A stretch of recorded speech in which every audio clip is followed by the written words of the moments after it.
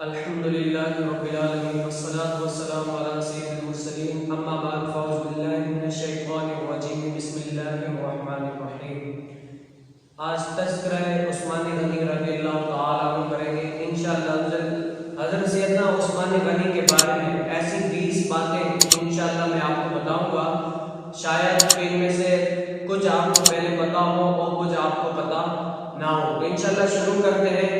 آپ کا اسم گرامی عثمان ہے اور کنیت ابو عبداللہ، لقب ذوالنورین ہے، اور آپ کے والد کا نام عفان ابن ابی عاص رضی اللہ تعالی عنہ ہے. والدہ کا نام ارواح بنت قریظ رضی اللہ تعالی عنہا ہے.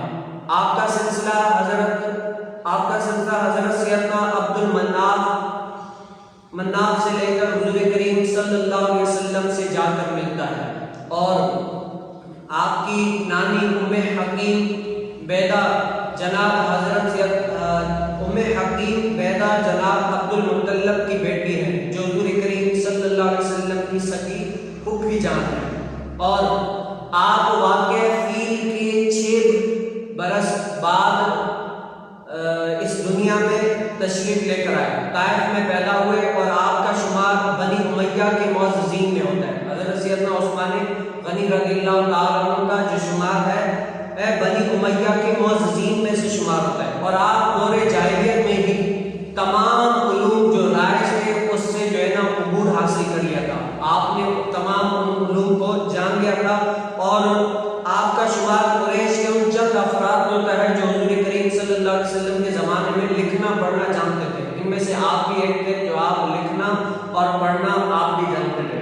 آپ خاندان ہی سے تجارت کیا کرتے تھے. پہلے بھی آپ کے تجارت کیا کرتے تو آپ نے بھی تجارت کو ہی اختیار کیا. آپ کے بڑے بھی پہلے تجارت کے لیے دوسرے ملک سفر کرتے تو آپ نے بھی تجارت کو ہی اختیار کیا اور تجارت کے لیے دوسرے ملک یہاں وہاں جو ہے نا سفر کیا کرتے تھے. اور آپ سخا میں تو پہلے ہی مشہور تھے، اسی لیے آپ کا نام حضرت سیدنا عثمان غنی رکھا گیا. اتنی تجارت کیا کرتے تھے اور سخی بھی بہت ہوا کرتے تھے.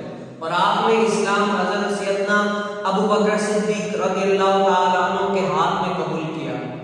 جب قبول کیا تو اپنا مال جو ہے نا اسلام کے لیے وقف کر دیا. اسلام کے لیے اپنا مال وقف کر دیا. اور حضور کریم صلی اللہ علیہ وسلم نے اپنی 2 بیٹیوں کا نکاح آپ سے فرمایا، ایک کے بعد دیگر کے. پہلے حضرت سیدنا رقیہ رضی اللہ تعالی عنہ اور اس کے بعد حضرت سیدنا ام کلثوم رضی اللہ تعالی عنہ کا آپ سے نکاح حضور کریم صلی اللہ علیہ وسلم نے فرما دیا.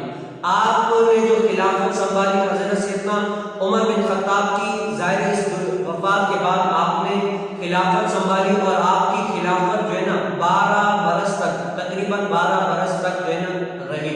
اور اس خلافت میں آپ کی خلافت میں اسلام کی سرحد ہند تک جا کر پہنچی. اور آپ کی خلافت میں کچھ ایسے چند اہم امور سر انجام ہوئے کہ آپ کی خلافت میں مؤذنین جو امام صاحبان ہیں ان کی تنخواہیں وظیفہ مقرر کی گئی آپ کی خلافت میں. اور عیدین کی نماز سے قبل خطبہ کا آغاز بھی آپ ہی کی خلافت میں ہوا.